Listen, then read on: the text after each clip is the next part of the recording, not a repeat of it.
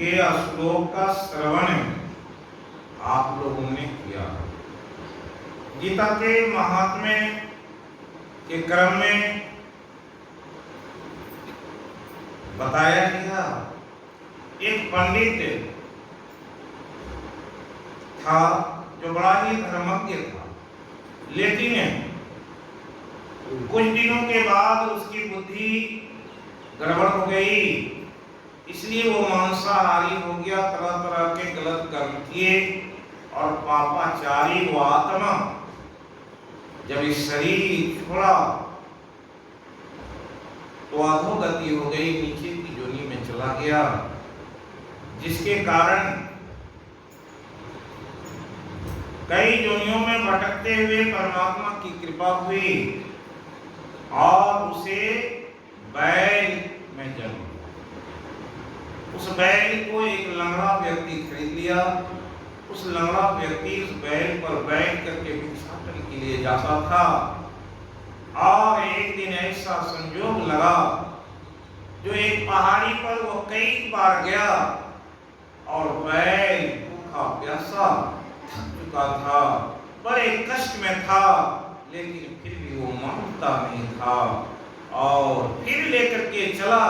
चढ़ाई पर चढ़ने के क्रम में भूख और प्यास से व्याकुल वो बैल मूर्छित होकर के गिर गया और उस क्रम में छटपटा रहा था कि कई लोग आए, अपने अपने पुण्य उन्हें दान किए, लेकिन बैल को कोई गति नहीं मिली। एक वेश्या उधर से जा रही थी, उसने कहा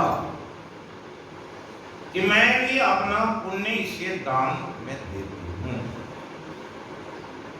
उसने अपने पुण्य का जैसे ही दान किया, उसके शरीर छूट गए और प्राण निकल गए और वो वैकुंठ धाम को चला गया।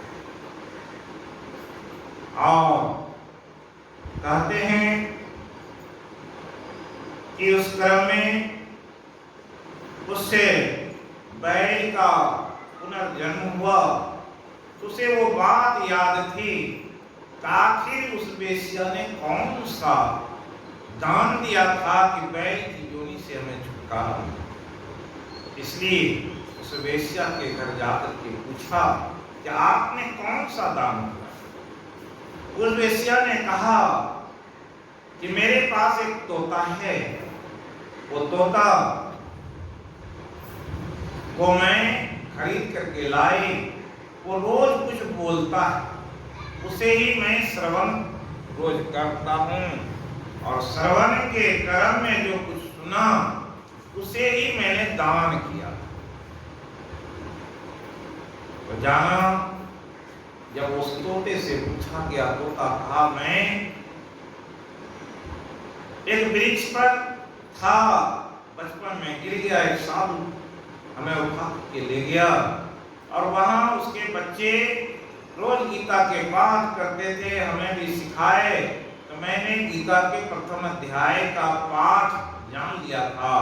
ऋषि कुमारों ने रोज गीता को हमें से सुनते थे, लेकिन एक चोर चुरा करके हमें ले गया और वो इस वेश्या के यहाँ बेच दिया।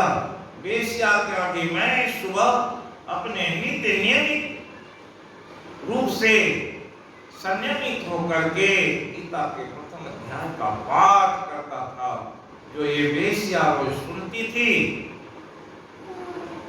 तो इसके महात्मा को ऐसा क्या कहे, शास्त्रों में आया, जिसके कारण पहले भी आप लोगों को, कई लोगों को भी मैं बताया कि गीता के अध्याय को क्या, संपूर्ण गीता को पहले लोग सुनते थे। क्यों सुनते थे कि ये भगवान कृष्ण के मुखारविंद से निकली हुई वाणी, चार वेद में जो कुछ भी लिखा हुआ है वो, सारे उपनिषदों में जो लिखा हुआ है वो, इसलिए कहा सर्वोपनिषदों का वो दोगता गोपाल नंदना सुधीर भोक्ता। कौन है कि जो सज्जन इसको सुनते हैं, श्रवण करते हैं, उसके अमृत का पान करते हैं। इस अमृत के पान को बताया गया जहां गीता का पाठ होता उसके महात्म्य में कहा गया कि भगवान कहते हैं यत्र यत्र, कहते हैं श्रीमद्भागवतम पुस्तकम यत्र यत्र पाठः प्रवर्तते तत्र सर्वाणि तीर्थानि प्रयागयादीनि तत्र वे सर्वदेवाश्च ऋषियोः योगिनः पनगाश्च तत्र वे गोपाला गोपिकानादोद्धव पार्षदे सहायो जायते यत्र गीता प्रवर्तते यत्र गीता विचारस्य पठनं पाठनं श्रुतं तत्राहं निश्चितं पृथ्वी निवसामि सदैव ही। गीता के महात्म्य के क्रम में भगवान स्वयं कहे जहां जहां गीता के पाठ किए जाते वहां पर सारे तीर्थ और सर्वाणि तीर्थानि प्रयाग आदिनि तत्र वे, भागवत में 18 तीर्थों का वर्णन हुआ है, वे सारे आ जाते। नदी नद्या के बारे में आया वो सारे आ जाते। सर्व देवता ऋषि पनगाश्च तत्र वे, सारे देवता ऋषि महात्मा और नाग लोक के देवता भी पहुंच जाते।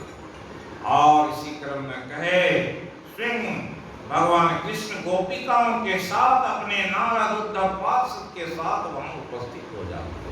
इतना ही नहीं, अंतिम शब्द कहे कि यत्र गीता विचारस्य पठनं पाठनं श्रुतं तत्राहं निश्चितं पृथ्वी निवसामि सदैव ही। ऐसे जगह में भगवान कहते हैं मैं नारद उद्धव के साथ अपनी गोपिकाओं के साथ उस जगह पर सदा निवास करने लगता। इसलिए 7 दिनों तक समझे कि भगवान कृष्ण यहीं उपस्थित है। ऐसी जब धारणा लेकर के सुनेंगे तो इसका बड़ा प्रभाव मालूम पड़ेगा। और ऐसे प्रभाव को जानने के लिए इस 7 दिन के जो कार्यक्रम हैं दोनों समय में आवेंगे, सुनेंगे। तो मरने के बाद किसी के पुत्र क्या कर्म करवाएंगे वो तो वो जानते हैं। जीते जी अगर गीता के श्लोक को सुन लिए उसका क्या पुण्य होता है आगे बताएंगे। अभी हम लोग भगवान के नाम का संकीर्तन थोड़ा कर लें, जिससे पहले योग्यता अभी देखे थे भगवान राम के अयोध्या में जो कार्यक्रम होने वाले थे तो कहा कि हर व्यक्ति में एक योग्यता होती है, तब उस कर्म को कर सकते, उसे सुन सकते, उसे अंदर में रख सकते, पात्रता। इसलिए मोदी जी को कहा था कि एकनिष्ठ भोजन और अपने मन में संयमन। तो मोदी जी को 3 दिन एक समय भोजन करने कहा। तो मोदी जी कितने किए? 11 दिन तक एक समय का भोजन किए। और मन पर संयम रखने के लिए क्या किए? तो तीर्थों में भ्रमण किए, संतों से कुछ सुने और वैसी एक योग्यता आ जाती है। जब वो योग्यता आ जाती है तो मन में भगवान क्या करते हैं?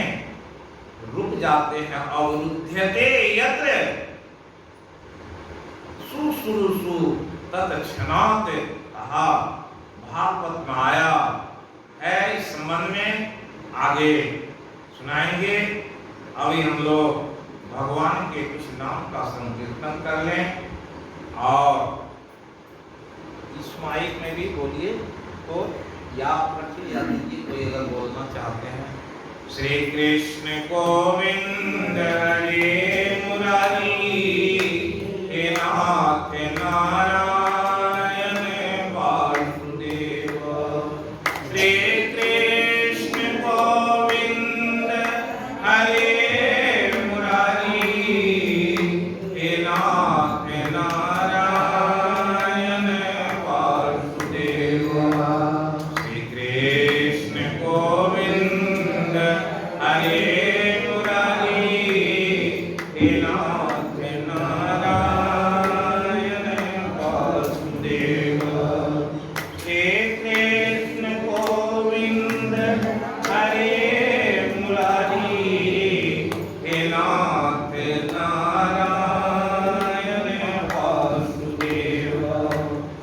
तो दीजिए कि अपना देखेंगे। श्री कृष्ण गोविंद हरे मुरारी, हे नाथ नारायण वासुदेव। श्री कृष्ण गोविंद हरे मुरारी, हे नाथ नारायण वासुदेव। श्री कृष्ण गोविंद हरे मुरारी, हे नाथ नारायण वासुदेव। श्री कृष्ण गोविंद हरे मुरारी, हे नाथ नारायण वासुदेव। श्री कृष्ण गोविंद हरे मुरारी, हे नाथ नारायण वासुदेव। श्री कृष्ण गोविंद हरे मुरारी, हे नाथ नारायण वासुदेव। श्री कृष्ण गोविंद हरे मुरारी, हे नाथ नारायण वासुदेव। श्री कृष्ण गोविंद हरे मुरारी, हे नाथ नारायण वासुदेव। श्री कृष्ण गोविंद हरे मुरारी, हे नाथ नारायण वासुदेव। जय श्री कृष्ण।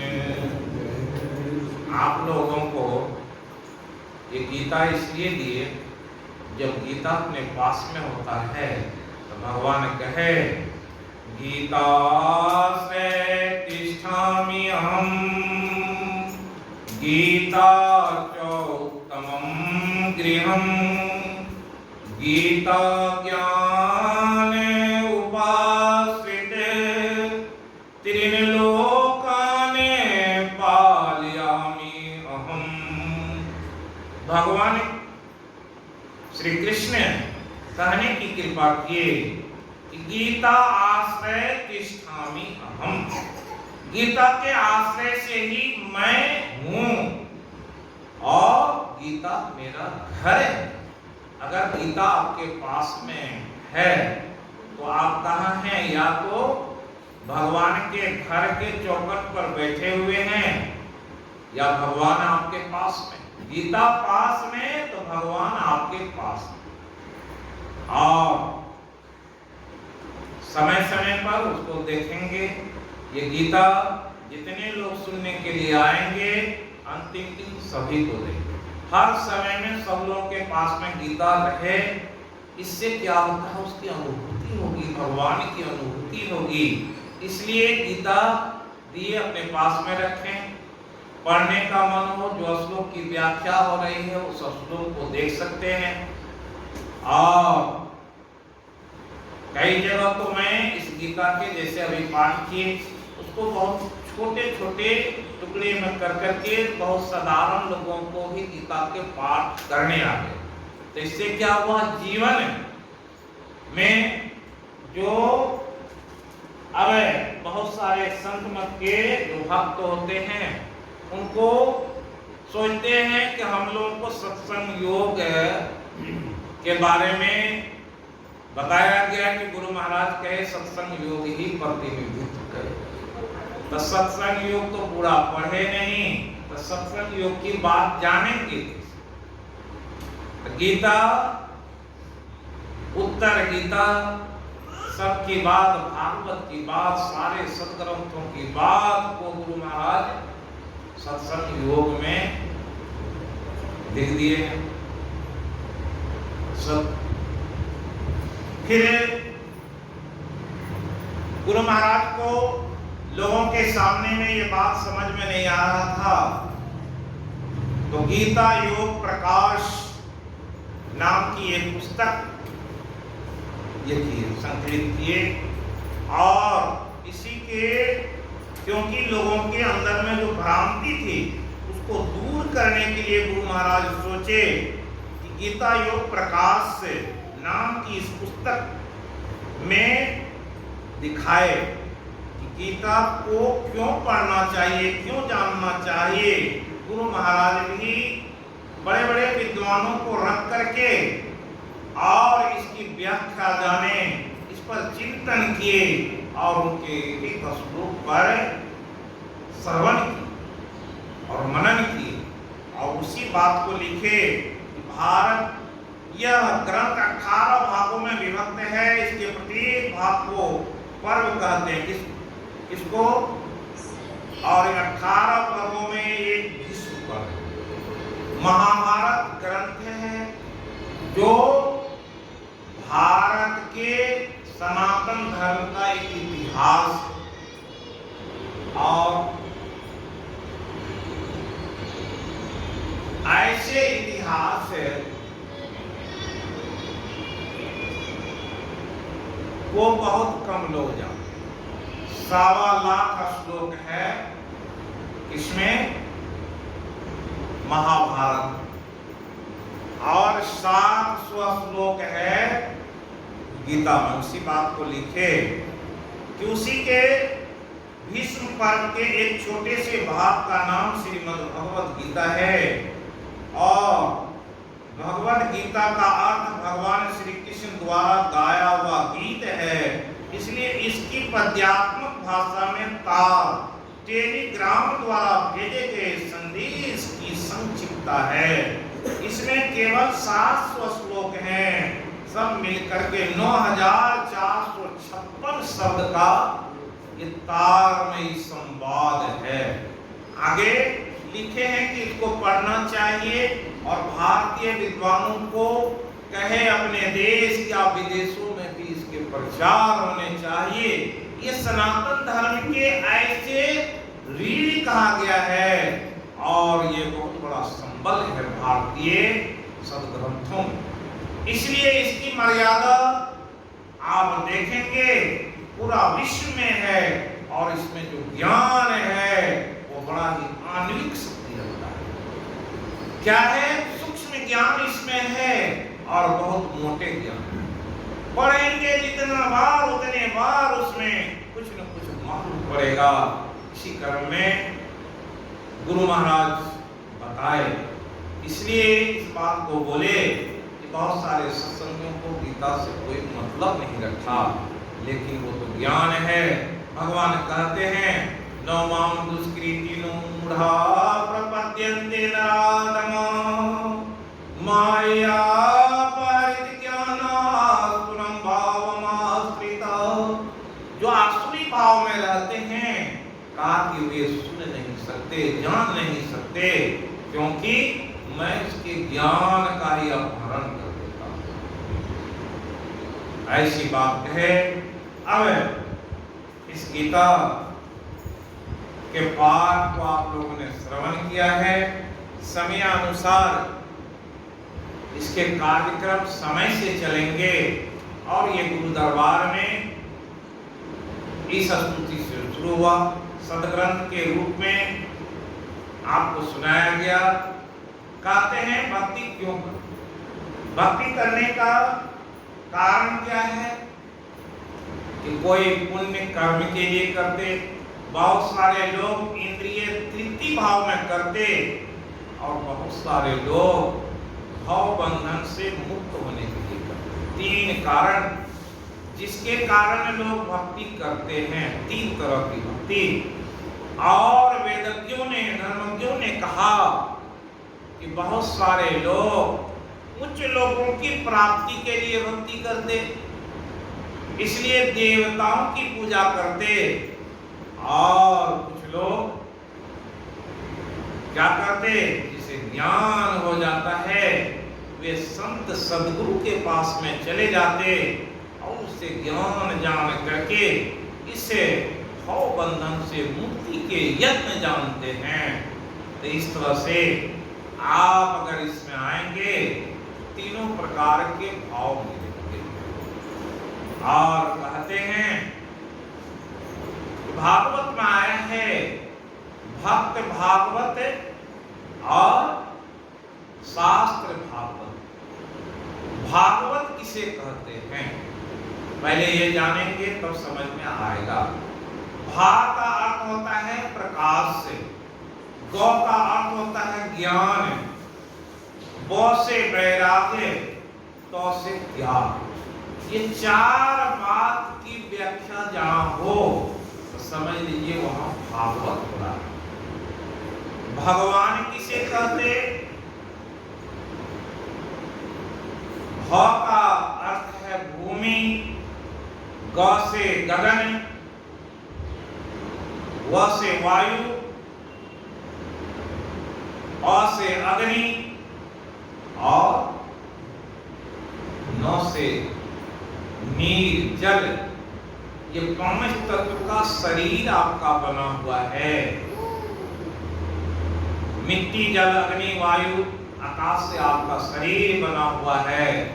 लोग भगवान को बहुत जगह पूछते हैं, भगवान तो स्वयं आप ही। जिस दिन ये बात समझ में आ जाए ये पांच तत्व का शरीर तो क्या है, ये पांच भगवान है जो प्रत्यक्ष हैं। सूर्य भगवान है, ये पृथ्वी भगवान है, जल भगवान है, वायु भगवान है, अग्नि भगवान है। ये पांचों तत्व का आपका शरीर। और ये कोई भी व्यक्ति सदग्रंथ को पढ़ता है, कुछ ज्ञान आ जाती तो स्वयं वो क्या हो जाते हैं? भागवत हो जाते हैं। इसलिए कहा सदग्रंथ तो भागवत है ही, लेकिन जब तक भक्त भागवत उसकी व्याख्या नहीं करेंगे तब तक उस भागवत ग्रंथ को आप जान नहीं पाएंगे, नहीं जान पाएंगे। इसलिए बड़ी आवश्यकता है सदग्रंथों को जानने के लिए, भगवान की कृपा प्राप्त करने के लिए। ये भगवान है जब उसे भागवत का बात जाने, पहले ज्ञान तो हो जाए। लोगों के अंदर में बात बहुत सारी है। भगवान क्या के गुरु महाराज क्या, गुरु महाराज बोले मैं तो जीवन भर भागवत ही या। संस्कृत का ज्ञान क्या है? उसी प्रकाश की बात है, दृष्टि योग की क्रिया। उसी को प्राप्त करने के लिए ज्ञान की बात होती, वैराग्य की बात होती, त्याग की बात होती। तो गुरु महाराज से लोगों ने कहा आप भागवत नहीं करते। तो गुरु महाराज बोले मैं तो रोज भागवत ही करता हूं। इसलिए जब इस ज्ञान को इस भाषा में जानेंगे तब समझ में आएगा कि भागवत और भगवान कहाँ है। इसलिए भगवान कृष्ण गीता में कहे ईश्वर सर्वभूतानां हृदय से अर्जुन तिष्ठति, ब्राह्मण सर्वभूतानि यंत्रारूढ़ानि माया, तमेव शरणं गच्छ सर्वभावेन भारत। उसके शरण में जाइए। किसके शरण में? तमेव शरणं गच्छ सर्वभावेन भारत। ये अपने भाव से ही भक्ति होती है। इस बात की जब मर्यादा में आएंगे तो भाव कैसे कैसे होते और उस भाव को जब जानेंगे वहीं से भक्ति की शुरुआत होती है। इसलिए गीता में कहा मनोरंजन नहीं है, यहाँ मनोमंजन है। मन को मांझने के लिए सदग्रंथ। जब यहाँ ज्ञान की बात हो रही है, उच्च प्रकाष्ठा की बात हो रही है, वहां अगर मनोरंजन को ले आएंगे तो आपके जो भाव बने थे, जिस गंभीरता में आप प्रवेश करने जा रहे थे, वहां जा पाएंगे। इधर नहीं होंगे। इसलिए गीता का प्रथम श्लोक क्या है? धर्म क्षेत्रे कुरुक्षेत्रे समवेतायुत्सव मामका पांडवाश्चैव किम कुर्वते संजय। संजय का एक अर्थ है संयम, और संयम रूपी संजय से किसकी बात का शुरू भी है? धृतराष्ट्र। धृतराष्ट्र कैसे हैं उस पर जब ध्यान देंगे तो दोनों आंखों से अंधे। धृतराष्ट्र क्या पूछ रहे हैं? धर्म क्षेत्रे कुरुक्षेत्र। ये शरीर को खेत कहा गया, क्षेत्र कहा गया। और खेत कैसा खेत है? एक खेत धर्म क्षेत्र, धर्म वाला। दूसरा खेत कैसा है? कुरुक्षेत्र, कर्म वाला। धर्म क्षेत्र और कुरुक्षेत्र जब ही समझ जाएं तो समझ जाएं गीता का पहला श्लोक ही संपूर्ण गीता को व्यक्त करने की क्षमता रखता है। धर्म क्षेत्र की स्थिति क्या होगी? कर्म क्षेत्र की स्थिति क्या होगी? ये कर्म क्षेत्र के अंदर में 9 दरवाजे हैं और 10वें दरवाजे को धर्म क्षेत्र। भोग के नीचे कितने इंद्रियां हैं? इंद्रियानी 10 एकम 14। कहा 5 कर्म इंद्रिय, 5 ज्ञान इंद्रिय, 1 मन। ये 11 इंद्रियों के समूह को कुरुक्षेत्र समझ लीजिए। और धर्म क्षेत्र में क्या है? वो सुषुम्ना है। इसलिए गुरु महाराज भजन बनाए, चलू चलू कहां? तो कहे चलो 10वें द्वारे सुख देखो देखो। अगर सुख की खोज है तो 10वें दरवाजे में पहुंचो। वो क्या है? धर्म क्षेत्र। 7वें अध्याय में आया कि इस बात की व्याख्या भूमि आपो नलो वायु खम मनो बुद्धिरेव जो अहंकारीत्यं भिन्ना प्रकृति रष्टदा। ये कुरुक्षेत्र अष्टधा प्रकृति के अंदर बंधा हुआ है। अष्टधा प्रकृति में ये 5 प्रकृति जो सुनाए वो है, उसके साथ आपका मन, आपकी बुद्धि, और ये सब मिल करके जो मैं बना, जिसको अहंकार कहते हैं, मैं का हम अहम जहां है वो कहां रह रहा है? क्षेत्र। आप धर्म क्षेत्र में जाएंगे तो कहते हैं कि अहंकारीत्यम में बिना प्रकृति अपरायम तो अन्याम प्रकृति विद्धि में परम जीव भूताम बाहु येदं धार्यते जगत। कहा कि इसके अलावे जो अपरायम, इससे ऊपर, अपरा मतलब इससे ऊपर, गुरु महाराज के अभी स्तुति में की कि अपरा परा पार में ये परमात्मा जो परम तत्व हैं, जिसके बारे में सभी जानते, परम तत्व की परिभाषा कहाँ दी गई? सभी लोग तो सत्संगी हैं। गीता के ये गुरु महाराज संत मत के सिद्धांत में 7वां सिद्धांत क्या है? और बड़े बड़े सत्संगियों को भी याद नहीं। क्यों नहीं याद रहता? एक ईश्वर पर चल विश्वास पूर्ण भरोसा था, अपने अंतर में उनकी प्राप्ति का दृढ़ निश्चय रखना, सदगुरु की निष्कपट सेवा, सत्संग और दृढ़ ध्यानाभ्यास, ये पांचों मोक्ष का कारण है। इसको कितने लोग पकड़ के रखे? बहुत कम लोग पकड़ के रखे।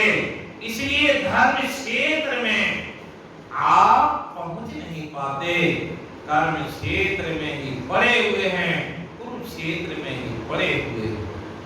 ये धर्म क्षेत्र और कुरुक्षेत्र को बढ़िया से अगर समझ लिए तो मन में जिज्ञासा उठ जाएगी कि हमें भी कहाँ होना चाहिए, कुरुक्षेत्र में रहेंगे कि धर्म क्षेत्र में रहेंगे?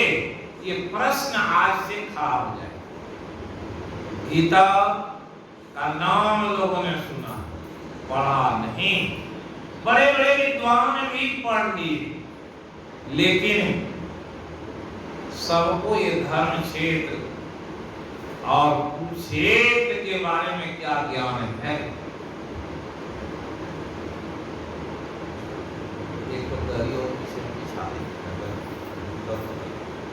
तो होता क्या है?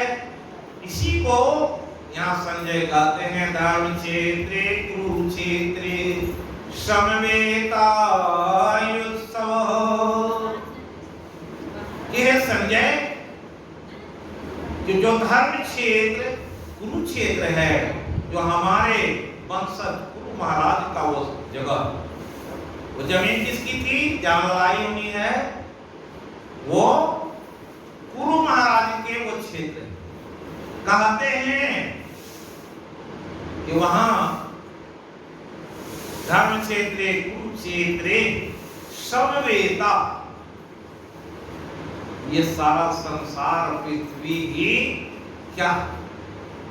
कुरुक्षेत्र है, कर्म क्षेत्र है।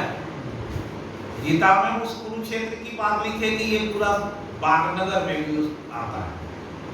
सारे संसार के गांव जितने जगह जीव जमा है वो सब क्या है? कुरु का क्षेत्र है, कर्म का क्षेत्र है। करना करेंगे तो पावेंगे। कर्म क्षेत्र तो पूरा संसार है। समवेता युयुत्सव, युद्ध के इच्छा से वहां जो एकत्रित हुआ। हम लोग क्यों संसार का 84 लाख योनियों में पड़े हुए थे और ये ज्ञान नहीं था। लेकिन जब कष्ट होता है, जैसे वो बैल के बारे में सोचिए, जब उस लंगड़े ने चढ़कर उस पर सवारी की, प्यास लगी, उस समय के अगर कल्पना कीजिएगा कि नीचे की योनि में रहने पर कितना कष्ट,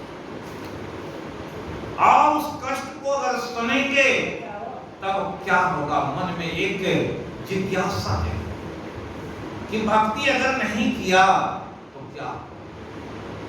कबीर साहब कहे, बीत गए दिन भजन बिना रे, सब का ये तब मन में बात बैठी, बीत गए दिन भजन बिना रे, बीत गए दिन भजन बिना रे, बीत गए दिन भजन बिना रे, बाल अवस्था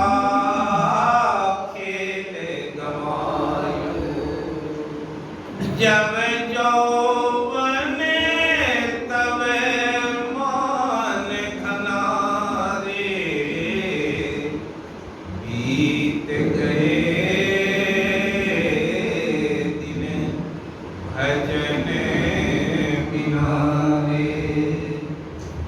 इस पंक्ति को दिन में कम से कम 10 बार दोहराइएगा तो कभी न कभी आंख में आंसू आए। क्यों आंसू आ जाएगी? कि ये आत्मा उस समय में कहने लगेगा सही में ये जो शरीर मिला क्या थी? बीत गए दिन भजन बिना। ये बात अपने आप कब ऊपर होगी? जब इसको बोलेंगे बोल करके देखिए तब समझ में आएगा।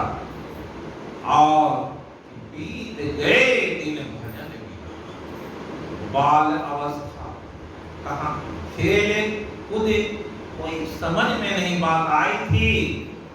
जैसे जवानी आई तब कहाँ चले, कुटुंब परिवार में भूले। जब उधर भूले तो भक्ति की कमाई आई। कितने जवान आए। आज की स्थिति क्या है? बड़े बड़े परिवार में जाते हैं, पढ़े लिखे बच्चे बहुत सारे मिलते हैं। एक व्यक्ति क्या गए तो बताए कि मेरे पुत्र तो हर जगह जाते हैं, टॉपर हो जाते हैं। बोले जब टॉपर हो गए तो जरूर है कि अध्यात्म में लोएस्ट हो, अध्यात्म के क्षेत्र में सबसे रसातल में हो। सुनने में उनके पिताजी को बड़ा खराब है। तो हम बोले आपके पुत्र कहाँ है? तो बुलाए। हम बोले सुंदर हैं जग में दोनों, चाहे कृष्ण कहो या राम। तो हम बोले बाबू ये दो नाम जो सुंदर हैं ये दोनों संसार के लिए क्या दिए? कुछ दिए होंगे, आप तो ब्रिलियंट आदमी हैं। तो निरुत्तर। हम बोले ये दोनों की चर्चा जिस पुस्तक में है उसका क्या नाम है? तो नहीं बोला। तो हम उसके पिताजी से बोले कि आपके घर में रामायण या गीता है या कोई धार्मिक पुस्तक है? कहा कि नहीं। तो हम बोले बेटा तो इतना पढ़ लिया तो बेटा क्या करेगा आगे दिन, क्योंकि उसे तो मालूम नहीं, ज्ञान ही नहीं है तो क्या करेगा। कभी सुने होंगे असम साहब एक कहानी सुनाते हैं लोग कि एक माता का पुत्र हुआ एक आंख से अंधा। जब स्कूल में जाता तो उसे बड़ा चिढ़ाता लोग, बच्चे लोग आकर के बोली, वो बच्चा बोला माँ से कि माता स्कूल में जाते हैं तो सब अंधा कहता है। तो वेला सोचा क्या करें। डॉक्टर के पास में गई और बोली कि मेरे बेटे की आंख कैसी थी। डॉक्टर साहब बोले कि इसे आंख लगा दिया जाएगा तो हो जाएगा। तो आंख कहां से आएगा? कहा कि तुम अगर अपना आंख बेटे को दे दोगे तो आंख हो जाएगा। तो मां बड़ी खुश हुई, अपने आंख बेटे को लगा दी, अपने एक आंख की बन गई, बेटा दोनों आंख लगा। और बड़े यत्न से पढ़ाई पढ़ के विद्वान हुआ और वो कलेक्टर बन। जब कलेक्टर बन गए तो जब यौवन मान घनारे तब तो बड़े पदाधिकारी हो गए। और वैसे पदाधिकारी की स्थिति क्या हुई? अब उसके लिए तो लड़की वाले बड़े बड़े लोग आने लगे और बड़े पदाधिकारी, बड़े घर में उनकी विवाह हुई। जब पुतो आई तो क्या था? पहला दर्शन तो मां का होना। और वो समझ रखी थी कि एक आंख वाले का दर्शन होना क्या होता है? अशुभ। अरे महाराज बोले बोल उठते हैं तो ये अंधी से दर्शन होता है, इससे पिन छुड़ाइए। उस कलेक्टर ने अपनी मां को लिया करके जहां उसके घर थे गांव में वहां रख दिया। अब जब अपनी ड्यूटी में तो दूर दूर चले गए, मां को मां की अंतिम स्थिति जब आई तो उन्होंने एक पत्र में लिख दिया कागज में कि मेरी दुल्हन अगर तुम जान जाती तो मुझे ऐसे तिरस्कार की भाव नहीं होते, क्योंकि मेरा बेटा तो अंधा जन्म लिया और मैंने उसे आंख दे करके स्वयं अंधी बन गई, बेटी को दोनों आंख वाले बना दिए। और जब पोता का जन्म हुआ तो बूढ़ी माता गई थी, लेकिन उसे अंदर में प्रवेश करने के लिए नहीं मिला, तिरस्कृत होकर के वो आई थी। इसलिए मन में ऐसा वैराग हो गया, भक्ति भाव में लगी हुई थी, शरीर त्यागी। तो एक पत्र में लिख करके चली गई, लोगों ने उसे समाचार दिया तो आए दोनों, और वहां एक कागज का टुकड़ा में लिखा हुआ जब उसकी फोटो पढ़ी तब ज्ञान हुआ, अरे अंधा तो मेरा पति था, मैंने अपने श्वास को अंधा समझा, अज्ञानता में बहुत सारे कर्म किए। इसलिए बहुत बातों को जानने की आवश्यकता है। और जब जवानी तब क्या स्थिति है, उस व्यक्ति बड़े लज्जित हुए। क्यों लज्जित हुए कि घर में रामायण नहीं, गीता नहीं, कोई सदग्रंथ नहीं, तो बच्चे कैसे? और बार बार हमको वहां फिरा करके पूछे, तो हम बोले कभी गीता और रामायण का नाम सुना है? तो कहा कि हमको हिंदी भाषा में पढ़े ही तो नहीं पढ़े। एक पंडित जी के यहाँ गए थे और हम इसी तरह से वहां गीता पर ही सत्संग कर रहे।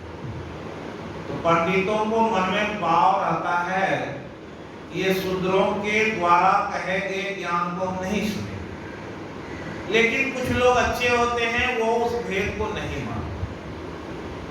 तो वो पंडित जी अपने यहाँ बुला करके ले गए, वे अच्छे विद्वान थे, आंख में आंसू थी, बोले हमारे पिताजी कहते थे संस्कृत पढ़ो, तुम तो ब्राह्मण हो, लेकिन संस्कृत नहीं पढ़ा। जब आपके द्वारा श्लोक को सुन रहे थे और गए थे, बैठने की हिम्मत नहीं हुई, क्योंकि बहुत सारे पंडित उपहास करते, घर में आकर के हम पति पत्नी इसी चौकी पर बैठ करके तब तक सुनते हैं जब तक आपके कार्यक्रम चलते। और आंख में आंसू क्यों थी? संस्कृत पढ़ा।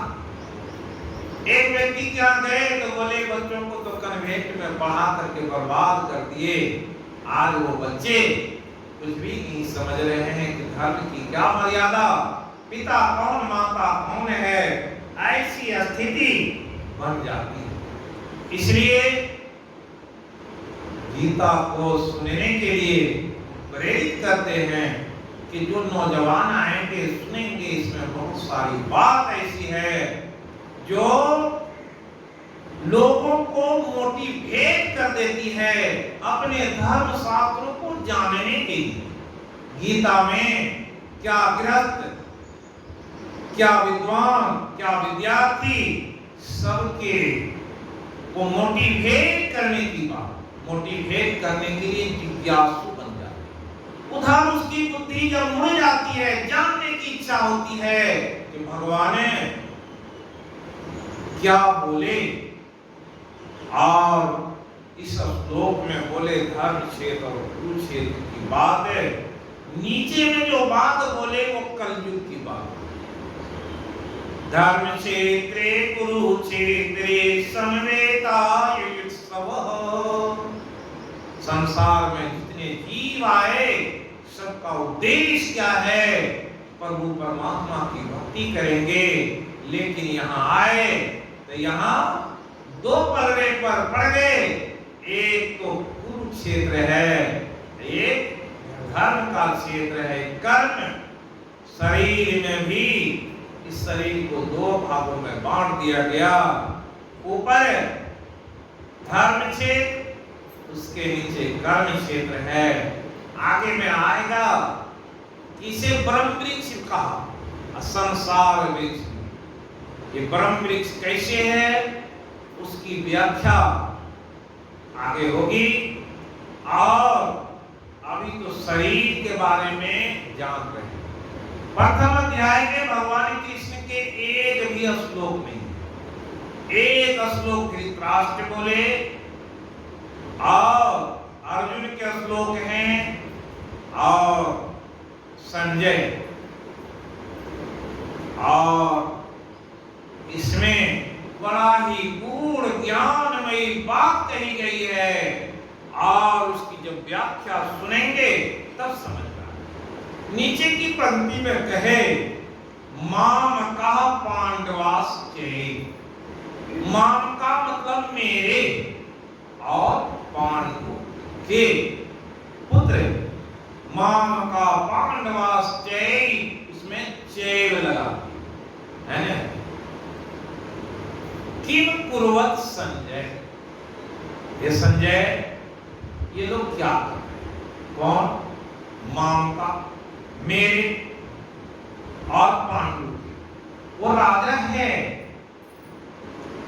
और पांडु नहीं, उसके 5 पुत्र हैं और अपने 100 पुत्र हैं। लोगों की मनोवृत्ति कैसी है? आज जो वेद है वो वेद वाक्य उद्युक्त हो, क्या उद्युक्त हो रहे हैं? अयं निजः परो वेदी गणना लघु चेत सामे उदार चरिता नाम तु वसुधैव कुटुंबकम। पहले श्लोक के दूसरे अध्याय में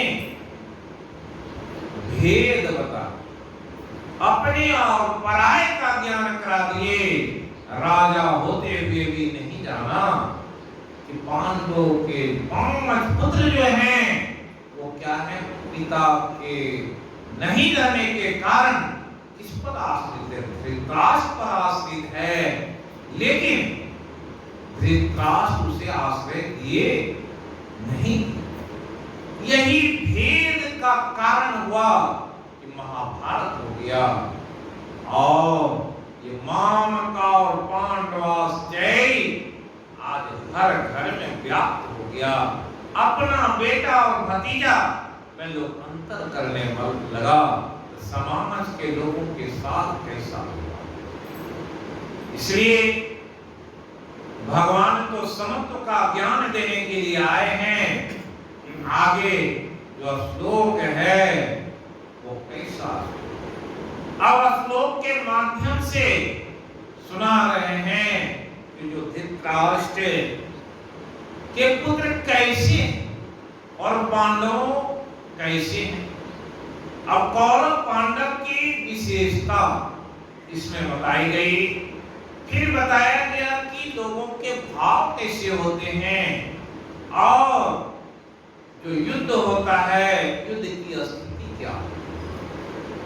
उन सारे बातों की चर्चा प्रथम अध्याय में की गई और प्रथम अध्याय के श्लोक को जब एक-एक पर जब ध्यान देंगे और उसको जानेंगे, पढ़ेंगे, उसके भावार्थ कौन लिखे? किसी विद्वान ने लिखा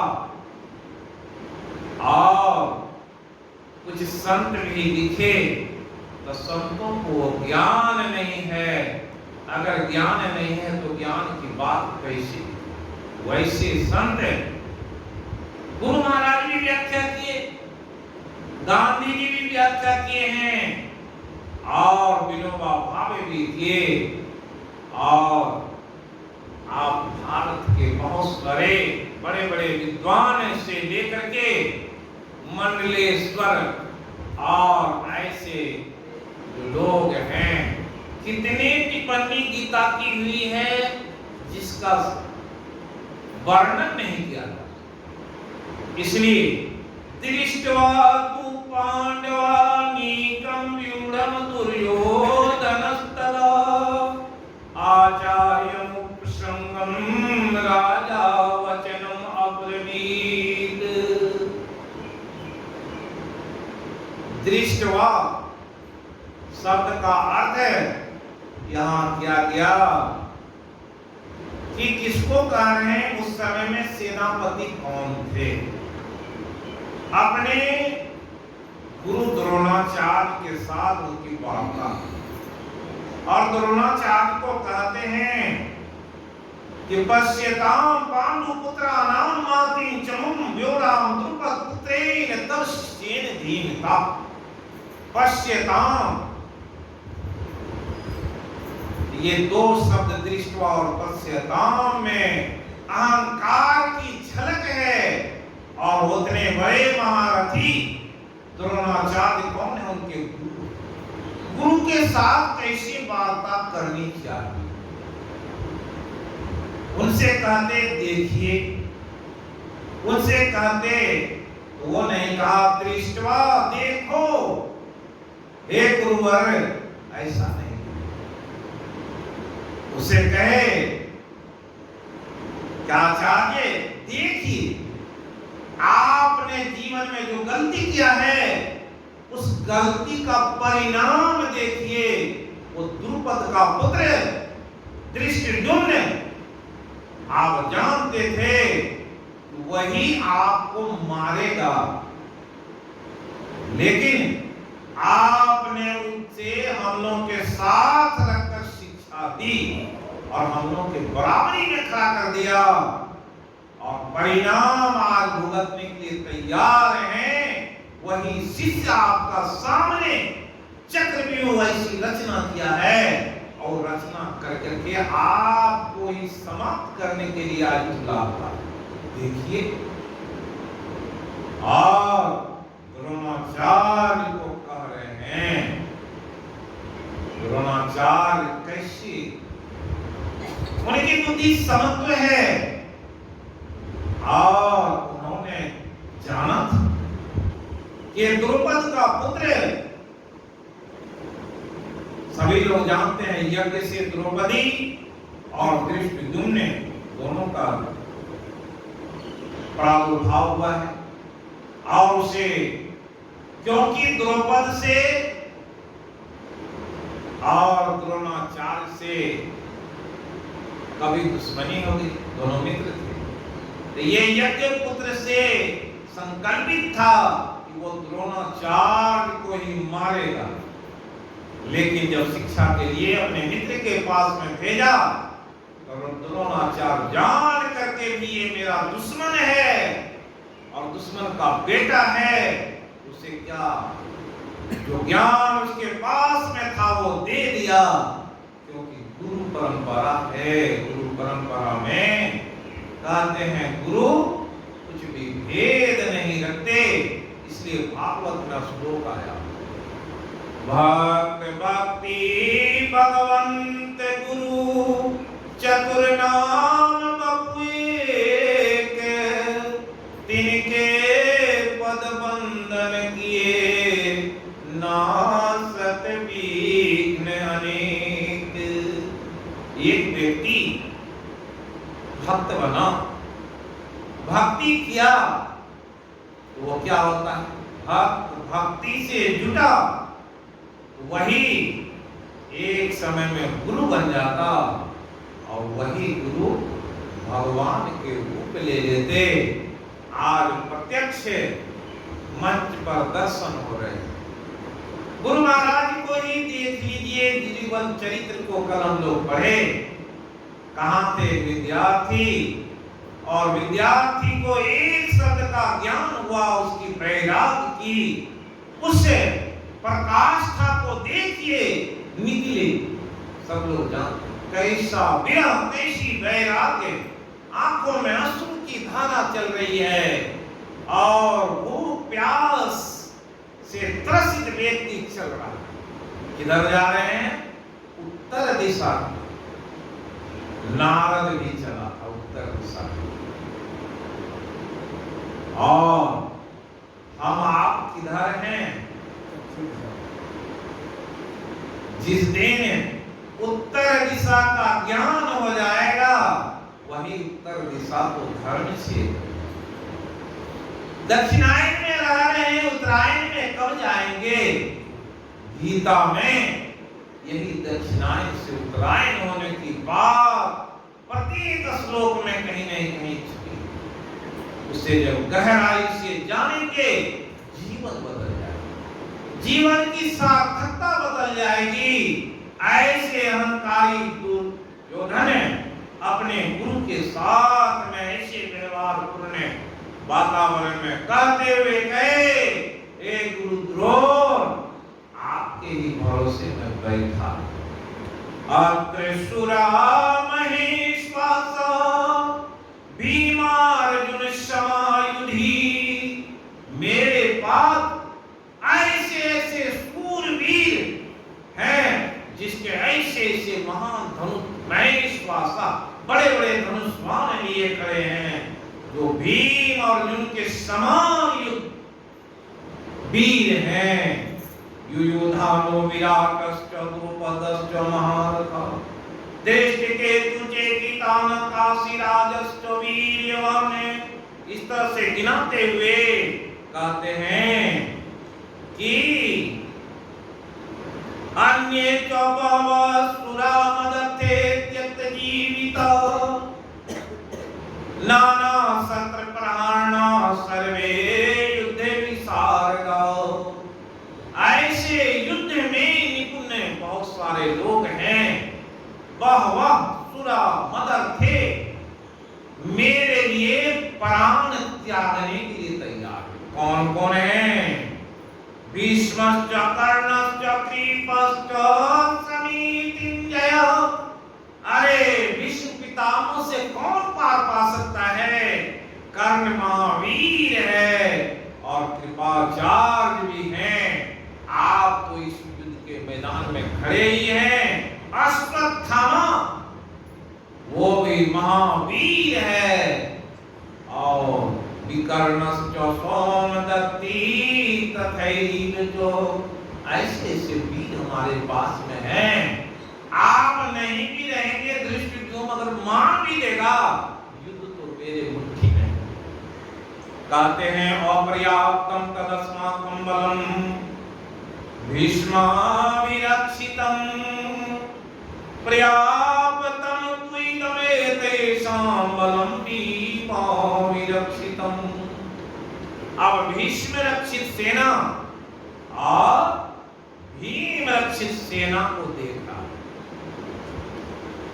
यहाँ पर दो दृष्टिकोण में इस श्लोक की व्याख्या की गई, क्योंकि नीचे का जो श्लोक है वो इतना बोलने के बाद भगवान उसके अंदर में अपना एक बार चाबी घुमा देते हैं। अरे मूर्ख, इतना है तो क्या? क्योंकि बार बार गंधारी कहती थी कि जहां भगवान कृष्ण है, जहां अर्जुन है, वही तो विजय। जो अंतिम श्लोक है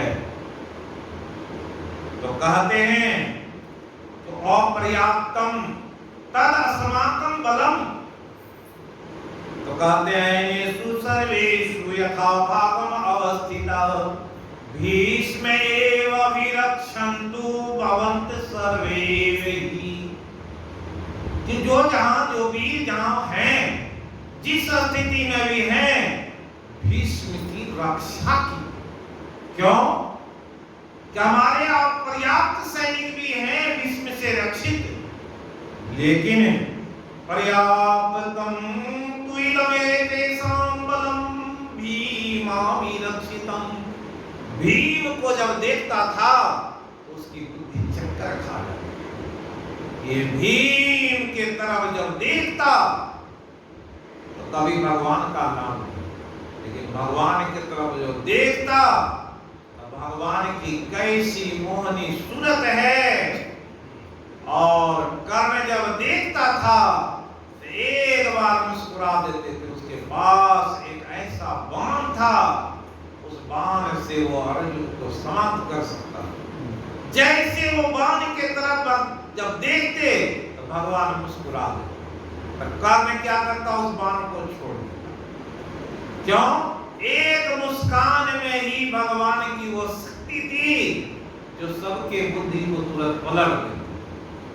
तो भगवान यही कहते हैं, इसलिए यहाँ आगे आया जैसे ही भीष्म जब ऐसी बात को सुने कि दुर्योधन घबरा गया, क्या किए?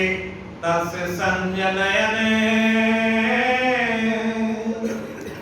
हर्षं कुरु विद्या पितामह सिंहनादो विद्योच्चे शंखम ददमो प्रतापवान। भीष्म अपने शंख को बजाए, तथा शंखाश्च वेयश्च पनवान गौमुखा सहसाये अभ्यहन्यन्त स्वशब्दतुलो अभवत्। भीष्म शंख की ध्वनि किए तो उसके साथ सारे ढोल नगाड़े बाज जितने थे सब बज गए। बजते ही बड़े जोर की ध्वनि, लेकिन उसके प्रभाव कुछ नहीं, क्योंकि भगवान तो सुने। अभी जो होता है पाठ के क्रम में अव्यक्त अनादि अनंत अजय में सुने कि भगवान कौन है, और वही तो इस सृष्टि के संचालन करता। इसलिए उस ओम से जुटे हुए वो हैं, और उसी को कहते हैं भगवान। तो क्या करते? तथा श्वेत है युक्ते माती चंदने अस्तितो माधव पांडवाश्चे दिव्यो शंखो प्रददमतु पांचजन्य ऋषिकेशम। भगवान के पास एक शंख है पांचजन्य, जब उसे बजा देते थे तो क्या स्थिति? सारे संसार के जो लोग हैं, और अगर भगवान के विपरीत दिशा में खड़े हैं तो उसके हृदय विदीर्ण हो जाते। पांचजन्य ऋषिकेशम देवदत्तम धनंजय। देवदत्त नाम का जो है शंख अर्जुन बजाए। पौंड्रम दद्मो मां शंखम भीम कर्मा त्रिकोदरा। भीम पौंड्रक नाम का नकुल सहदेव और युधिष्ठिर अनंत वीर्यम नाम के शंख बजाए। नकुल और सहदेव जी सुघोषमणि पुष्पौ बजाए। उधर काश्यस्य परमेश्वासा शिखंडी च महारथ दृष्टिद्युम्नो विराटश्च सात्विकीश्च पराजिता द्रौपदो द्रौपद्याश्च सर्वे महारथा सौभद्रश्च महाबाहो शंखान ददमो पृथक पृथक। उधर जो वीर हैं, उस वीर में भी एक महान वीर सब। अर्जुन के अलावे जो सुभद्रा के पुत्र हैं अभिमन्यु, वो भी शंख बजाए। इतने शंखों के जब आवाज हुए हृदयानि विदारयन्। जब इस तरफ से पांडवों के तरफ से शंख की ध्वनि हुई, सारे सेनाओं सारे राजाओं के हृदय विदित, सबके अंदर में एक ऐसे भय समा गए। उस भय से देखा तो अर्जुन की क्या स्थिति हुई, उस स्थिति का वर्णन आगे अपराह्न काल के सत्संग में करें, क्योंकि अभी का समय कितना बजा, 8 बजे 5 तो चाहते हैं कि अभी के समय को फिर समय से विराम दें और अपराह्न काल के समय में लोग आवेंगे। गीता की जो गहराई की बात है एक श्लोक में, उसके वर्णन सुंदर ढंग से सुनाएंगे। आत्मा क्या है उसके बारे में 20 श्लोक गीता के दूसरे अध्याय में। जिसकी बुद्धि अस्थिर हो जाती है, जो समाधिस्थ हो जाते हुए कैसे होते हैं, भोग ऐश्वर्य में आसक्त लोगों की क्या गति है। जो कर्म क्षेत्र में है वो भोगी होते, रोगी होते हैं। जो धर्म क्षेत्र में रहते उसे न भोग है न रोग है, उसे आनंद ही आनंद है। वो परमात्मा, वो भगवान कृष्ण, वो कैसे हैं? वो तो आनंद स्वरूप हैं। और इसलिए भागवत में इसकी बड़ी चर्चा की गई और इस बात पर व्याख्या भी की गई। भागवत के प्रथम स्कंद के दूसरे अध्याय में श्रीनवताम कथा कृष्ण पुण्य श्रवण कीर्तन हो। पुण्य की खेती कहाँ होती? तो भगवान कहे जब कथा सुना जाए। पुण्य श्रवण कीर्तन, श्रवण करने से पुण्य होता है या तो कीर्तन करने। ये श्रवण और कीर्तन कैसे हैं और कैसे कीर्तन करना चाहिए और उस बात की भी व्याख्या होगी। हम लोग श्रवण करेंगे तो पुण्य होगा।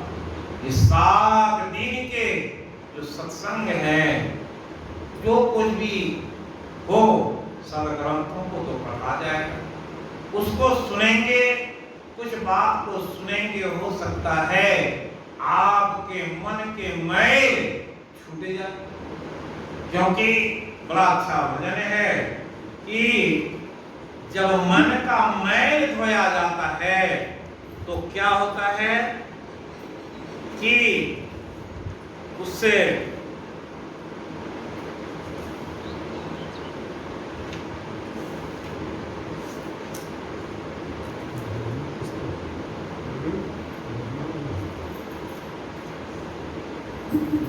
एक भजन है जिसमें कहा कि राम नाम के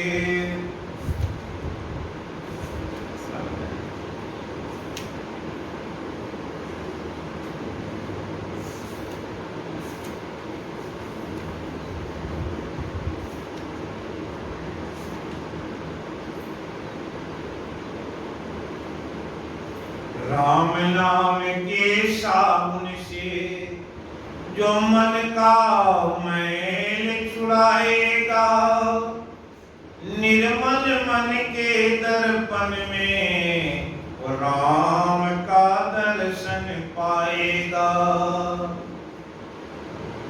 गुरु नाम के साबुन से जो मन का मैल छुड़ाएगा, निर्मल मन के दर्पण में साक्षात गुरु का दर्शन पाएगा। नरसम शरीर अनमोल प्राणी प्रभु कृपा से पाया है। झूठे जग पर पंच में पढ़कर क्यों प्रभु को विसराया है। समय हाथ से निकल गया तो सिर धुन धुन पछताएगा। राम नाम के साबुन से जो मन का मैल छुड़ाएगा, निर्मल मन के दर्पण में राम का दर्शन पाएगा। झूठ कपट निंदा त्यागो, हर प्राणी से प्यार करो। घर पर आए अतिथि कोई तो यथाशक्ति सत्कार करो। पता नहीं किस रूप में आकर नारायण मिल जाएगा। निर्मल मन के दर्पण में वो नारायण का दर्शन पाएगा। साधन तेरा कच्चा है जब तक प्रभु पर विश्वास नहीं। मंजिल पर पाकर पाना है क्या जब दीपक में प्रकाश नहीं। निश्चय है तो भव सागर से बेड़ा पार हो जाएगा। निर्मल मन के दर्पण में वो प्रभु का दर्शन पाएगा। दौलत का अभिमान है झूठा, ये तो आनी जानी है। राजा रंक अनेक हुए, कितनों की सुनी कहानी है। राम नाम प्रिय महामंत्र है। राम नाम प्रिय महामंत्र है। साथ तुम्हारे जाएगा, निर्मल मन के दर्पण में राम का दर्शन पाएगा।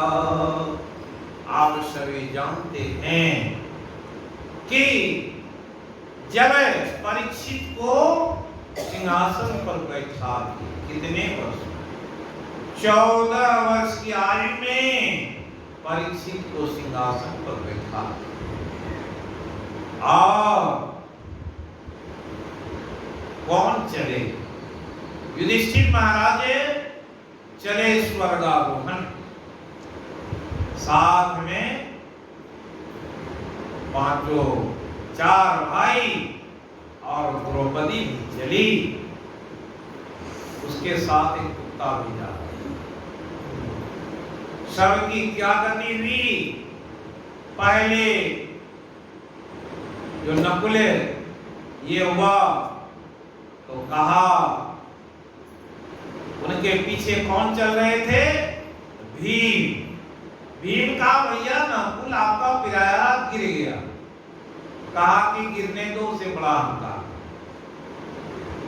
अपनी सुंदरता पर कहा उसके। फिर आगे बढ़े तो दूसरा भाई सहदेव गिर गया। कहा कि उसे भी अपने शक्ति पर बड़ा मूर्त नहीं देते। आगे चले तो कौन? अब अर्जुन जैसे गिरा तो कहा, वो गांडीवधारी था, वो अपने को इस संसार में उसकी गांडीव का अहंकार था। इसलिए समय आया, विश्व भी लड़खड़ाया भैया। कहा कि तुम्हें भी बड़ा बल का अहंकार। समय आया, अब क्या हुआ कि रथ आए। रथ आए, युधिष्ठिर महाराज इस पर आरूढ़ होइए। ये वैकुंठ का रथ है। महाराज युधिष्ठिर बोले, अरे सबका साथ तो छूट। एक कुत्ता मेरे राज दरबार से मेरे पीछे चल रहा है, पहले उसे बिठाओ। वहां जो पार्षद थे का नहीं, कुत्ता वहां तक नहीं जा सकता, इस रथ पर नहीं चल सकता। महाराज युधिष्ठिर बोले, मैं धर्मराज, मैं भी नहीं चल सकता। रथ लौटा करके ले जाओ, मैं नहीं चल सकता। क्यों? मेरे साथ जो आया है उसे भी मेरे जैसा जब तक मिलेगा नहीं तब तक मैं नहीं कर सकता। इनकी देवता को देख करके क्या हुआ? धर्मराज के रूप में वो कुत्ता था, प्रकट हो गया। कहा, युधिष्ठिर वास्तव में तुम धर्मराज हो। तो ऐसे ही हमारे आपकी गति, जिस दिन मुड़ करके नहीं देखेंगे तो आगे बढ़ते चलेंगे। लेकिन क्या है, हमारे स्वभाव जैन कौन्ते निवद स्वेन कर्मणो न कर्तुमिच्छसि यन्मोहात् करिष्येऽपि सो। बैठते होंगे ध्यान में, आगे आएगा वो प्रसंग जो सुनाएंगे इसी अध्याय में है। तब क्या होता है, उस समय में जैसे ध्यान में कुछ चिमटे सिमटने जब लगेंगे, उधर से कौन खींचता है? कर्म क्षेत्र की रस्सी जो आपको खींचेगी। कहाँ जा रहे हो? धर्म क्षेत्र में अभी जाने देंगे? अभी बहुत सारी वासना, बहुत सारी प्रीति तुम्हारे साथ जुटी है। तुम्हारे स्वभाव में बहुत सारे ऐसे क्या है, मैल पड़े हुए हैं। उस मैल की सफाई नहीं हुई, इसलिए पहले उसे साफ कर लो। घर जाने आपके पुत्र, आपकी पत्नी, आपके धन वो आकर के खड़े हो जाते हैं। कैसे? जैसे जब अर्जुन देखा, तो किसे देखा? कि देखा तत्र पश्यत स्थितान् पादपितॄन् पितामहानाचार्यान् पौत्रान् पुत्रान् समन्दिनस्तथा। तब कहते हैं तान् समीक्ष्य कौन्तेय सर्वान् बन्धून् अवस्थितान् और कृपया पर्याविष्टं विषीदन्तं इदं वच्चे। जैसे अर्जुन अपने सबको देखे थे, वो कौन मोह की उस धारा में डूब गए। तब तो बोले दृष्ट्वा इमं स्वजनं कृष्णे युयुत्सुं समुपस्थितं। लड़ाई के मैदान में जो खड़े हैं, इसे देख करके हमारी स्थिति क्या है? स्वीदन्ति मम काकानि मुखं च परिशुष्यति बेपथुश्च शरीरे मे रोमहर्षश्च जायते। जैसे अर्जुन देखा सबको, भगवान कृष्ण अपने रथ को ले आकर के दोनों सेनाओं के बीच में रखे थे और देखा कि ये पितामह, ये हमारे गुरु, ये द्रोणाचार्य कृपाचार्य, ये हमारे भाई मामा चाचा जितने खड़े हैं, क्या मैं इसे मार करके ये राज लूं? ये अच्छा नहीं है। गणम तो अभी मधुसूदन, मैं इसे मारना नहीं चाहता, ऐसे राज को मैं नहीं चाहता हूं। इसलिए उनके मुख सूख रहे थे, शरीर कांप रहे थे, उसके गांडी गिर रहे थे। तब कहा निमितानि च पश्यामि विपरीतानि केशव। हे केशव, अब मैं देख रहा हूं कि उल्टा ही हो गया। जिस युद्ध को लड़ने आया था, उस युद्ध से मैं पीछे अब लौटना चाहता हूं। ऐसे राज नहीं चाहिए हमें।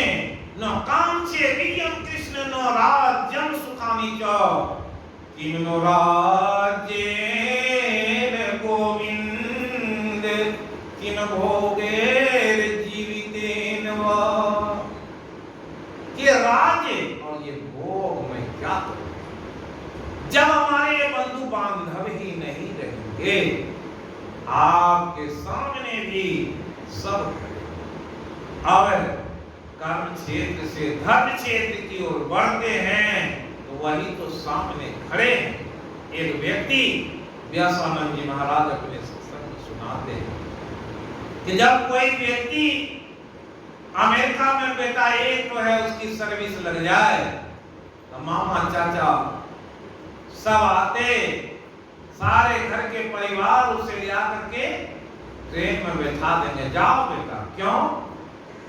कि वहां से 5 लाख टका महीना देता है। लेकिन जब एक बेटा साधु बनेंगे तो क्या उसके लिए गुरु महाराज के सदृश राजा को भी उनके पिताजी कहे जिसको मनाइए। राजा क्या, प्रजा क्या, क्या मां क्या बाप, जब वो बैराग आता है। इसलिए जब गोकर्ण के पिता अपने पुत्र धुंधकारी की मां खाया, और तरह तरह से कष्ट झेला, तो आंख में आंसू लिए अपने पुत्र गोकर्ण के पास, बेटा अब क्या, बेटा क्या करें? तो गोकर्ण ने कहा, पिताजी आपकी आयु कितनी हुई कभी सोचे? कितनी आयु? आपकी आयु 60 वर्ष की हो गई और आप कहां? 60 वर्ष में लोगों को चौथेपन का एहसास होना चाहिए और चौथेपन में प्रवेश कर गए, तो अब क्या करना चाहिए? नीतराम धर्मम भजत, इसलिए उसे ज्ञान कराए। देवती अभिमतम त्यजतम, ये शरीर में क्या है? देह में हड्डी है, मांस है, खून है, इसमें और क्या? इसके पीछे पड़े हुए हैं। और जया सुतादि सदा ममताम मुंच शब्द का, मुंच मतलब क्या होता है? छुटकारा पाना। छुटकारा कैसे पाए? किससे? जया सुता, अपनी पत्नी, अपने पुत्र, अपने बच्चों से जो ममता में जुटे हुए हैं, उस ममता से मुक्त हो, छोड़ने मुक्त हो। पश्यानिशम जगदिदम क्षण भंग नष्टम, ये जगत की क्या स्थिति है देखिए, प्रत्येक क्षण में नष्ट हो रहा है। आप भी नष्ट हो। कैसे? यथा कौमारम यौवनम जरा देहांतर प्राप्ति धीरस तत्र नो मुह्यति। जब आप बच्चे थे, आगे बढ़े, जिसे कबीर साहब के भजन में सुना रहे हैं, जब यौवन तब मान घनारे। अब क्या स्थिति आई? उससे आगे स्थिति आती है। कौन स्थिति? वही स्थिति ना आई कि चौथे पन में जब आए तो कहा पश्य निशाम, रात दिन देखिए, क्षण भंग नष्ट, क्षण में सब कुछ विलीन हो रहा है, नष्ट हो रहा है। तब क्या करना चाहिए? वैराग राग रसिको भवे भक्ति निष्ठ। कबीर साहब कहे कि अब चौथे पन की अवस्था में आ गए बाबा, तो अब क्या करना चाहिए आपको? तो कहा कि वैसे अवस्था में लाहे कारण मूले गमायो। चौथे पन में क्या करते हैं?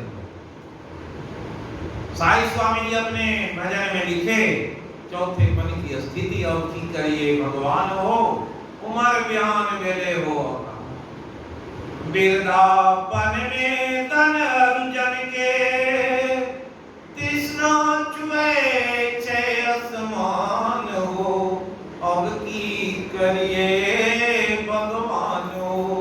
ये तृष्णा रोक लिया, कर्म क्षेत्र से धर्म क्षेत्र की ओर जाने नहीं देता।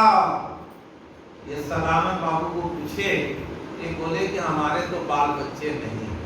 अरे नहीं है, तब तो फिर कर्म क्षेत्र में काहे खड़े हैं? कूदने जाइए। अरे उससे कूदने में कितना देर लगता, कितना देर लगा। देवता के युद्ध में खटवांग गए राम जी के वंशज, और देवताओं के युद्ध में जाकर के असुरों को पराजित कर दिए, और सारे देवता खुश हो गए। बोले राजन मांगिए क्या चाहिए? तो खटवांग ने बोले हमें कुछ नहीं चाहिए। अगर आप लोगों के अंदर जानकारी है तो बता दीजिए हमारे जीवन के कितने समय शेष हो गए। कहा कि 2 घड़ी, मात्र 2 घड़ी। तो वहीं पे जहां सुने वहीं पे।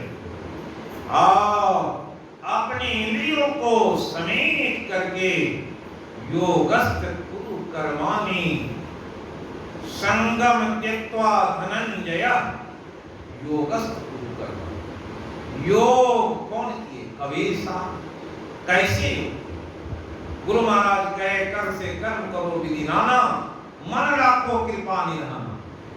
वही बात तो जो कबीर साहब कहे, जो भगवान कृष्ण कहे, योगस्थ कुरु कर्माणि संगम त्यक्त्वा धनंजय। किसका?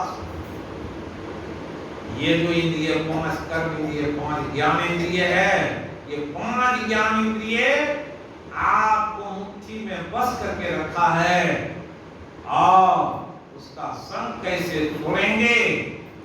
उस संग के छोड़ने की ही तो बात गीता में बताई गई। कहा लाहे कारण मूल गमायो आजाओ न गई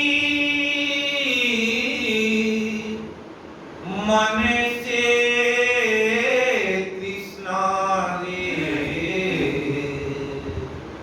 क्या वो प्यास आपके अंदर से मिटी? क्यों नहीं मिटी? कहते कबीर सुनो भाई साधो पार उतर गए संत जनाने, पार उतरी गए संत जनाने। संत कौन है? संत मत की परिभाषा में, संतों की परिभाषा में आज के समय में सब कहते हैं संत। जितने सत्संगी हैं जगह जगह बोलते कि हम तो संत हैं। हम जो बात बोल रहे हैं कोई झूठी बात नहीं बोल रहे, हम संत हैं। तो जैसे संत बोले उसमें और जुड़ गया वहीं पर, असंत हो गए तुरंत। क्यों? कि संत कोई कहता नहीं, गुरु महाराज कहीं नहीं बोले मैं संत। वो सभी कहते हैं हम तो सेवक हैं, संत नहीं है। अभी तो सेवा में आपकी ड्यूटी है। जैसे संत कहेगा संत का लक्षण आपके अंदर प्रकट हो गया, उसी संत के लक्षण के बारे में ब्रह्म काल में बताएंगे।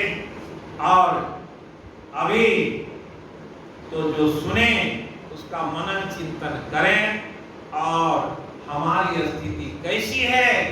धुंधकारी अपने पिता को समझा दिए, बैराग राग रसिको भव भक्ति निष्ठा। बैराग जब आ जाएगा, राग किससे? राग भक्ति से। जिस दिन राग लग गई, उसके रसिक हो गए, उधर आनंद मिलेगा। कहाँ? धर्म क्षेत्र में, कुरुक्षेत्र में तो आना नहीं चाहेंगे। इसलिए देखेंगे बड़े बड़े ध्यानी बैठे रहते हैं। इसलिए तो अर्जुन कहा कथम विद्याम योगिन त्वां सदा परिचिन्तयन् केषु केषु च भावेषु चिन्तयोऽसि भगवन् मया। हे भगवान, वो कौन सी विद्या है, कौन सी भाव है जिसके कारण योगी क्या करते? दिन रात आपके चिंतन में बैठे बैठे रहते, न भूख है न प्यास है। वो कौन सी विद्या है उसे तो हमें बता। वो कौन सी विभूति है? वही तो गौकर्ण अपने पिता को बता दिए कि धर्मं भजस्य सततम सेवा साधु पुरुषांजहि। सेवा करने कहा, और सेवा करना है तो साधु पुरुषों की सेवा करो। और कहा अन्यस्य दोष गुण चिंतनं मुक्त्वा। तो लोग कहाँ लगे हुए रहते हैं? दूसरे के अन्यस्य गुण दोष चिंतनम, तृष्णा। ये भी एक तृष्णा। बैठेंगे जहां 4 आदमी, कोई नहीं पूछेंगे कि भगवान कृष्ण क्या कहता है। कोई नहीं बोलेंगे कि हमें कौन से कर्म करना चाहिए जिससे हमारी मोक्ष मिल जाए, अच्छी गति हो जाए। अन्यस दोष गुण चिंतनम, लोग दूसरे के गुण और दोष में लगे रहते, अपने अंदर झांक करके नहीं देखते क्या हमारे अंदर क्या पूंजी है। बहुत सारे सत्संगी जब कोरोना काल आया, कुछ लोग सत्संग करके लौटे, एक दरोगा जी से भेंट हो गई, रुक जाओ, कहां से आ रहे हो तुम लोग? सत्संग। सत्संगी हो? देखे एक भजन को, भजन याद। क्यों कि बड़े बड़े सत्संगी भी किताब लेकर के जाते हैं, उसी से भजन सुनाते हैं। आपके पास में पूंजी कहां? बहुत धन है, पॉकेट में 10 रुपये, तो क्या हुआ? आप धनवान है कि भिखारी? ये संकल्प करके जाइए, कम से कम 1-2 भजन याद रहेंगे, तो जब उसे गाएंगे, गाने के क्रम में आपके मन का मार्जन होता है, वो कब बनेगा। इसलिए भजन याद होना चाहिए। किताब लेके कहां हम आए, अगर गीता भी नहीं रहता, ये गीता का सम्मान है, सामने में रख के बोलना पड़ता है। जहां कहीं भी इस प्रकार के यज्ञ होंगे, एक व्यक्ति को पढ़ने वाला रखा जाता है, वो हर श्लोक को दोहराते रहेंगे, पढ़ेंगे, नहीं तो दोष होता है। तो ये दोनों काम करना है, वो तो याद है, लेकिन फिर भी सामने में नहीं रहेगा तो पुण्य के बदले कुछ पुण्य घट जाएंगे।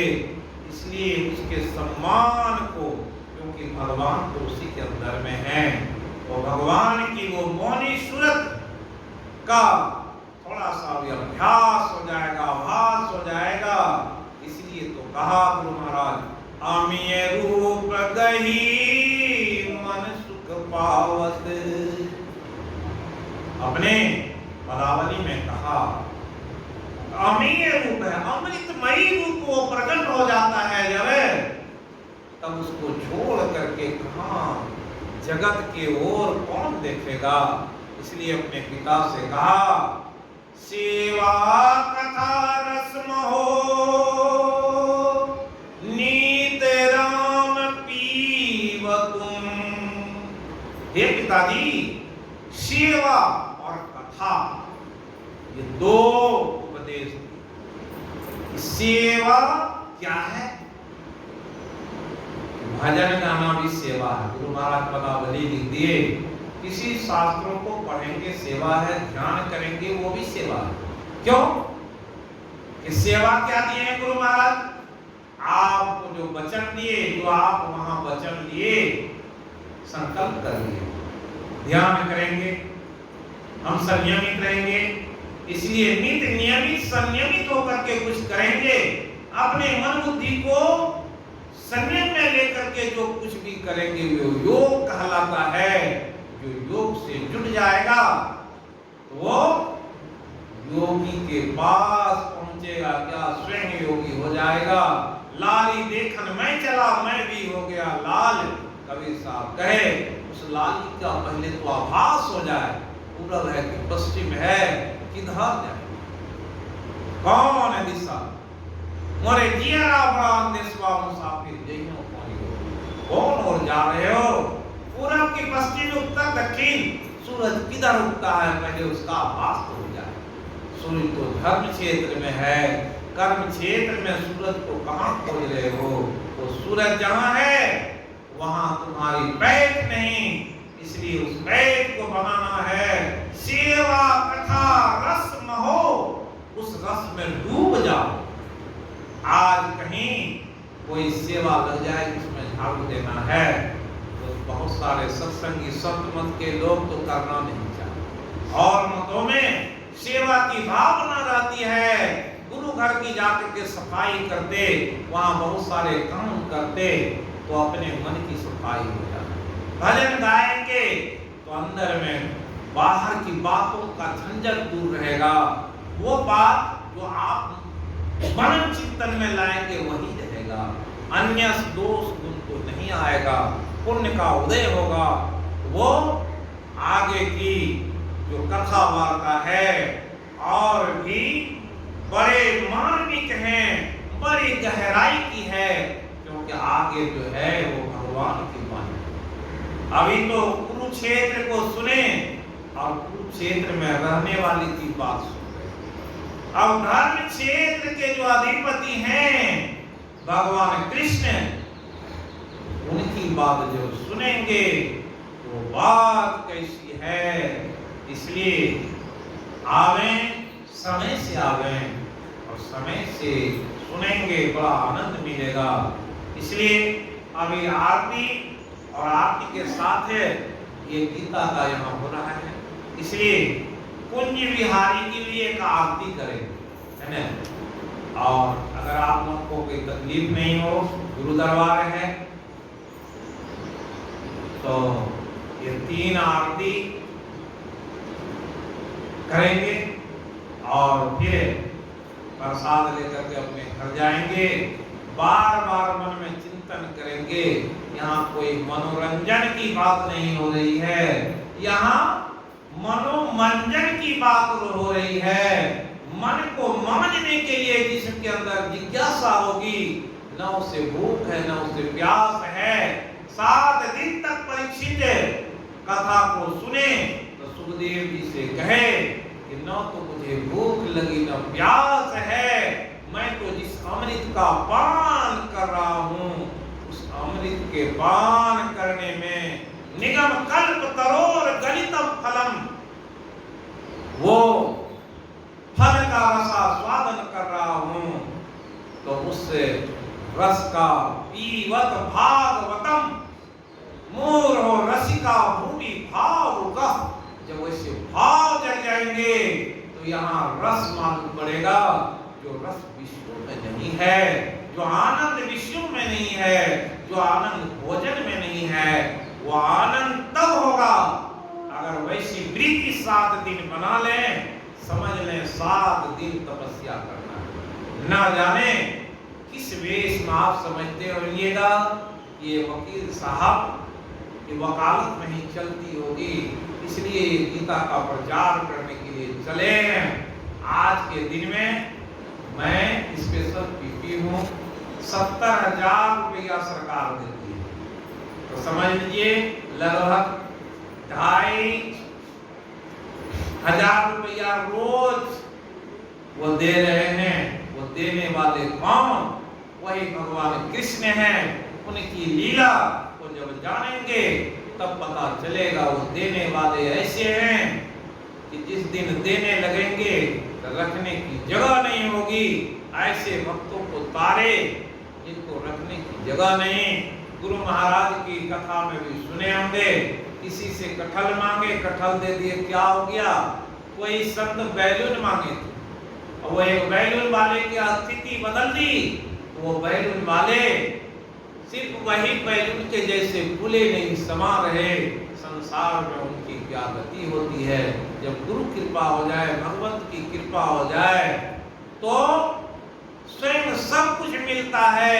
वो आनंद प्रदान करते हैं, वो आनंद कंद के मूल हैं। इसलिए मैं अपनी वाणी को यहीं विराम देता हूँ। फिर आरती और आरती के बाद ये शंख के द्वार बजा देते हैं ताकि